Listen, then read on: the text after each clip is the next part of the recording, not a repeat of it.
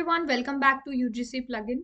आज के इस वीडियो में मैं आपके लिए लेटेस्ट रिक्रूटमेंट लेके आई हूँ जो कि इंडियन ऑयल कॉरपोरेशन लिमिटेड के द्वारा निकाली गई हैं। तो उन्होंने अभी 1 फेब को ही ये नोटिफिकेशन जो है आउट हुई है। तो बहुत ही मिनिमम क्वालिफिकेशन है इसके लिए रिक्वायर्ड, और कोई बहुत ज़्यादा डिफिकल्ट भी नहीं है इसको फिल करना या इसके लिए अप्लाई करना। तो काफ़ी लोग आप में से इसको अप्लाई कर सकते हो। लेट्स चेक आउट कि इसके अंदर क्या मिनिमम क्वालिफिकेशंस रहेंगी, क्या पे स्केल रहेगा, कैसे आप अप्लाई कर सकते हैं, किस किस पोस्ट के लिए ये आउट हुई है। पूरी डिटेल जानने के लिए इस वीडियो को एंड तक जरूर देखें। सो गाइज, लेट्स चेक कि क्या है इंडियन ऑयल की नोटिफिकेशन के अंदर, हम इसको कैसे कर सकते हैं। सो फर्स्ट ऑफ ऑल हम नेम, नंबर एंड पोस्ट के बारे में देख लेते हैं। ये स्टेट वाइज है। आप जब इसको अप्लाई करेंगे तो ये हरियाणा, हिमाचल, जम्मू कश्मीर, लद्दाख, ये सारे स्टेट्स हैं। दिए हुए नोटिफिकेशन को मैं डिस्क्रिप्शन में डाल दूंगी, आप इसको चेकआउट कर सकते हैं, लिंक आपको प्रोवाइड हो जाएगा। सो यहाँ पे जो पोस्ट है उसका नाम है जूनियर ऑपरेटर या फिर ग्रेड 1, जिसके अंदर मिनिमम जो है पे स्केल वो 23,000 से लेकर 78,000 तक रेज करेगा।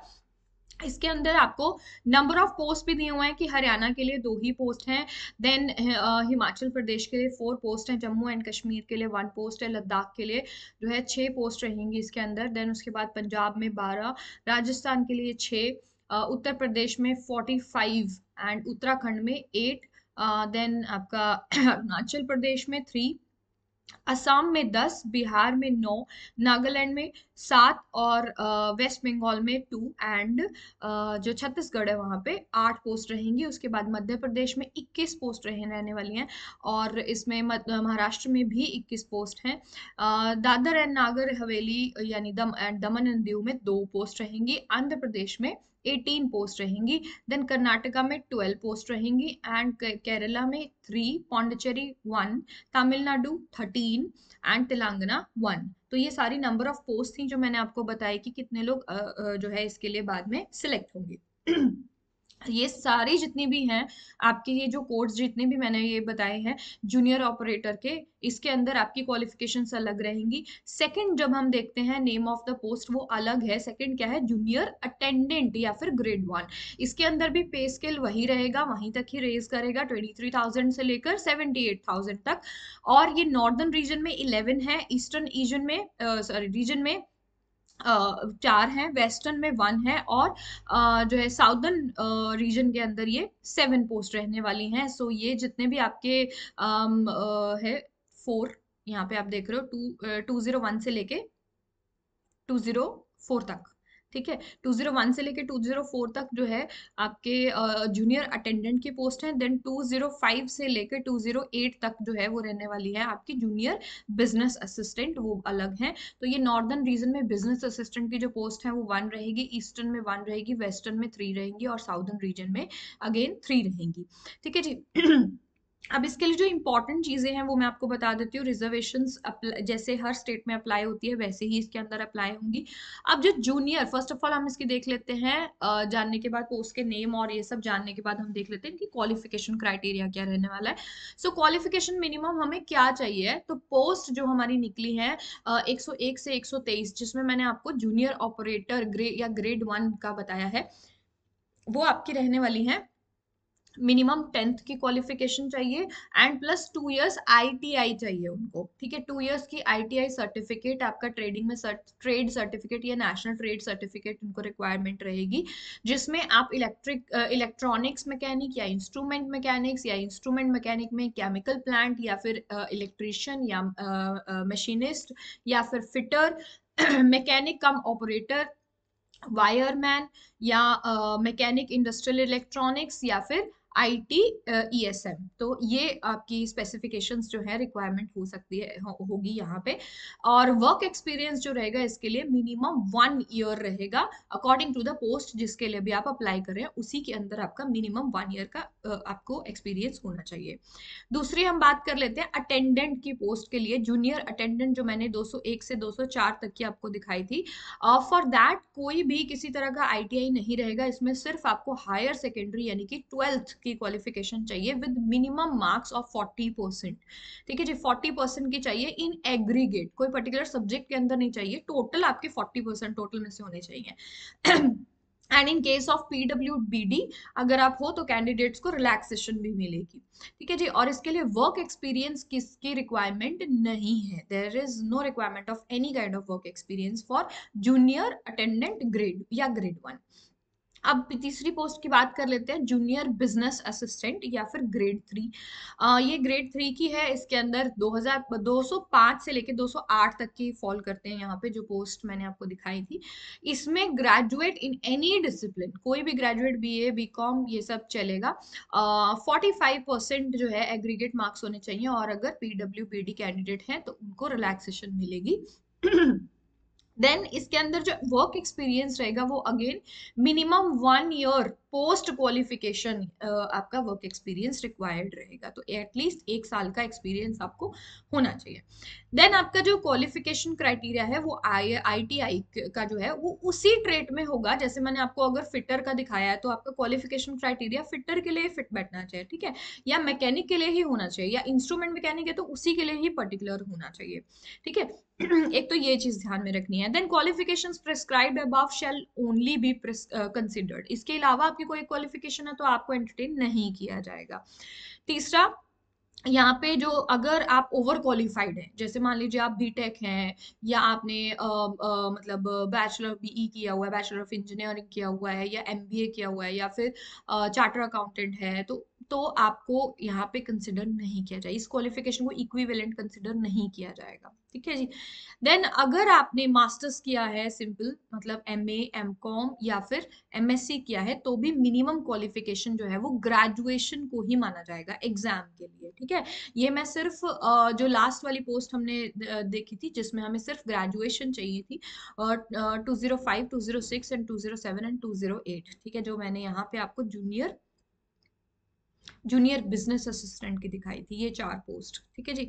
इसके लिए आपका रहेगा कि आपको जो अगर आप मास्टर्स कर रखी है अगर आपने, तो भी इसका minimum it shall not be considered. ठीक है, उसको डिस्क्वालिफिकेशन नहीं कंसिडर करेंगे, बट आपके ग्रेजुएशन तक के मार्क्स ही वो मतलब रेलिवेंट होंगे वहां पे। ठीक है। देन इंपॉर्टेंट चीज यहाँ पे जानना ये रहेगा कि आपकी चाहे आपका रिजल्ट कैसे भी आया है, चाहे सीजीपीए से है या ग्रेडिंग सिस्टम से आपके डीएमसीज के ऊपर मेंशन्ड है, वो लोग जो है आपका जब आप अप्लाई करेंगे या जब आप फॉर्म फिल करेंगे या जब आपसे पूछा जाएगा, तो मार्क्स जो है वो सिर्फ और सिर्फ परसेंटेज के अंदर लिए जाएंगे। ठीक है जी। तो आपको अगर आपका ग्रेड है, कोई भी आपका ग्रेड आया है पर्टिकुलरली, तो आप उसे परसेंटेज में कन्वर्ट कीजिए और फिर वहां पे फिल कीजिए।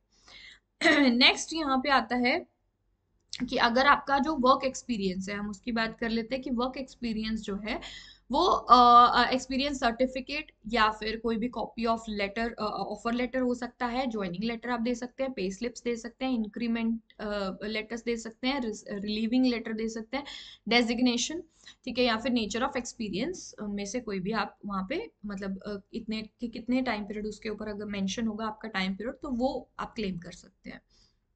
ठीक है। नेक्स्ट इंपॉर्टेंट चीज रहेगी इसकी कट ऑफ डेट क्या रहेगी, यानी ये जो क्राइटेरिया पूरा हमें जो चाहिए, जो रिक्वायरमेंट्स है, वो 31 जनवरी 2025 तक का आपको सारा देना है। यानी अगर आपका एक्सपीरियंस जो है वो उस दिन तक भी खत्म हो रहा है तो भी it's okay, like last day तक का ही चाहिए ये नोटिफिकेशन जब आउट हुई है। देन रिजर्वेशन रहेगी हर क्लास के लिए, SC ST OBC non creamy layer NLC के लिए भी रहेगी, PWBD ex serviceman and EWS सभी के लिए रिजर्वेशंस रहेंगी as per their state. Then minimum and maximum age limit क्या रहेगी, बहुत ही इंपॉर्टेंट है ये जानना फॉर्म अप्लाई करने से पहले। तो यहाँ पे 18 साल मिनिमम रहेगी, 18 साल, क्योंकि सिर्फ 12th के बाद ही आप अप्लाई कर सकते हैं। ठीक है। देन मिनिमम एज जो है सॉरी मैक्सिमम एज जो है वो 26 ईयर्स रहेगी फॉर अनरिजर्व्ड कैंडिडेट्स। ठीक है जी। एज ऑन कब तक की चाहिए ये हमें, 31 जन तक की कंसिडर होगी ये। Then marksheet issued by any board, जो भी आपका बोर्ड रहेगा मैट्रिकुलेशन का, उसी के हिसाब से कंसिडर की जाएगी एज, यानी 10th के सर्टिफिकेट के आके ऊपर आपकी DOB होती है, उसके हिसाब से कंसिडर किया जाएगा।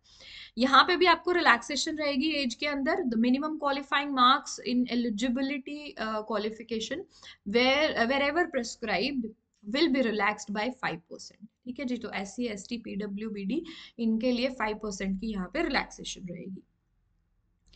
नेक्स्ट जो इम्पोर्टेंट चीज है वो है सिलेक्शन मेथडोलॉजी। अब सबसे इम्पोर्टेंट तो यही है जानना कि मैम इसके लिए करना क्या पड़ेगा। हम फॉर्म फिल कर देंगे, after that what?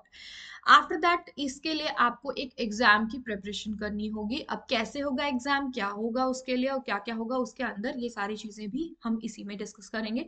So selection methodology जो है वो फर्स्ट, अगर हम जूनियर ऑपरेटर की बात करें यानी पोस्ट नंबर, पोस्ट कोड 101 से लेके 123 तक की अगर हम बात करते हैं तो उसमें एक सीबीटी मोड से पेपर लिया जाएगा, यानी कि the selection methodology will comprise CBT, यानी एक टेस्ट लिया जाएगा, कंप्यूटर बेस्ड, कंप्यूटर के ऊपर टेस्ट लिया जाएगा, और skill proficiency and physical test लिया जाएगा, ठीक है, जिसे हम सीपीपीटी बोल रहे हैं यहाँ पे। तो सीपीपीटी जो होगा वो सिर्फ क्वालिफाइंग नेचर का होगा, यानी उसमें बस आपको पास होना है, कोई मेरिट नहीं है, बट सीबीटी के अंदर आपको अच्छे स्कोर करने हैं।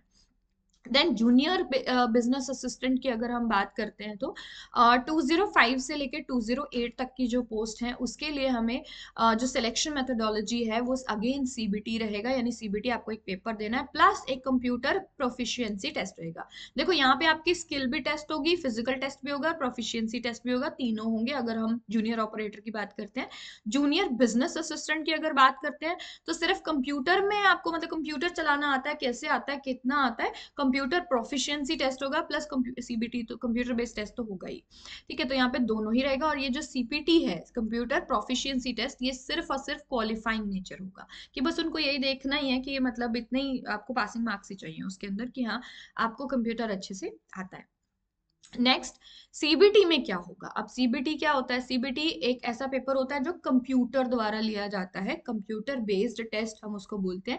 ये कंप्लीटली ऑब्जेक्टिव रहेगा आपका एंड मल्टीपल चॉइस रहेगा, यानी कि एक क्वेश्चन लिखा है जिसके 4 ऑप्शंस हैं, चारों ऑप्शंस में से एक ऑप्शन को आपको क्लिक करके टिक करके आना है, तो वो हमारा सीबीटी टेस्ट होता है। यहाँ पे भी आपको वही करना है, there is no requirement of writing, writing या टाइपिंग आपको बिल्कुल नहीं करनी है, ठीक है। So the computer based test will consist of one objective paper containing 100 questions. इसमें 100 क्वेश्चन होंगे, एक नंबर का एक क्वेश्चन होगा, ठीक है। इसमें एक ऑब्जेक्टिव टाइप पेपर होगा जिसमें 100 क्वेश्चन होंगे और एक नंबर का एक क्वेश्चन होगा, यानी 100 नंबर के होंगे, एंड जो टाइम अलॉट होगा वो होगा 120 मिनट्स, ठीक है जी। देन 2 घंटे। देन यहाँ पे आपके जो कह लीजिए फॉर ऑपरेट जूनियर ऑपरेटर, हम अगर क्वेश्चन पेपर की बात करें कि मैम सीबीटी में क्या आएगा, इस पेपर में क्या आएगा, मुझे पढ़ना क्या है एग्जैक्टली तो कोड नंबर अगर मैं बात करूँ कि 101 से लेके 123 तक आपको क्या पढ़ना है, तो इसके में एक जो क्वेश्चन पेपर है उसके क्या पैरामीटर्स हैं। सेक्शन 1 के अंदर बच्चे आपको प्रोफेशनल नॉलेज के बारे में आएगा या जनरल साइंस के बारे में आ सकता है। जिस भी चीज़ के लिए आप अप्लाई करने जा रहे हो आई वुड सजेस्ट आप उसके बारे में और पढ़िए। जैसे जिस भी पोस्ट के लिए अगर आप अप्लाई कर रहे हैं, मैकेनिक है, इंस्ट्रूमेंट मैकेनिक है, या अलग अलग जैसे उसमें वायरमैन है, तो आप उसके अकॉर्डिंग जो भी आपकी क्वालिफिकेशन है वहाँ पे आपने जो पढ़ा होगा, प्रोफेशनल नॉलेज आपको होनी चाहिए। जहाँ तक मुझे लगता है वो प्रैक्टिकली आपसे क्वेश्चन पूछेंगे, तो प्रैक्टिकल नॉलेज आपको होनी चाहिए, और अगर आपका एक्सपीरियंस है तो आप बहुत ही अच्छे से ये सेक्शन जो है 50 मार्क्स का कवर कर लेंगे। देन सेक्शन बी के अंदर आपकी न्यूमेरिकल एबिलिटी रहेगी, जिसमें थोड़ी mathematical calculative type of questions आपको हो सकते हैं। देन रीजनिंग हो सकती रहेगी आप 20 मार्क्स की। रीजनिंग के अंदर आपको पजल्स हो सकती हैं, आपको कह लीजिए कोडिंग डिकोडिंग के क्वेश्चंस हो सकते हैं, जो नॉर्मल किसी भी एक कॉम्पिटिटिव एग्जाम में रीजनिंग आती है उस लेवल की आपको रीजनिंग रह सकती है। देन जनरल अवेयरनेस 10 नंबर की जो है वो रहेगी। सो टोटल 50 मार्क्स भी यहाँ पे अगेन पूरे होते हैं। तो ये जूनियर ऑपरेटर की पोस्ट के लिए आपको करने हैं।